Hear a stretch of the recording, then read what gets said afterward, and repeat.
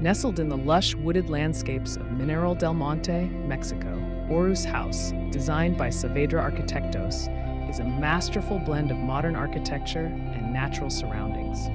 Conceived as a sanctuary for its owners, Lori and Carlos, the house is designed to coexist harmoniously with its environment.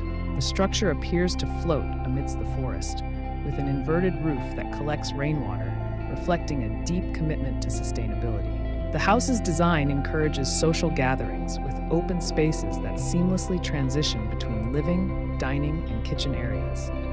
The exterior, characterized by black exposed concrete and fluted concrete blocks, offers a striking contrast against the greenery. Every room is thoughtfully positioned to capture sunlight and provide serene views of the surrounding trees, creating a perfect retreat that blurs the lines between indoor comfort and outdoor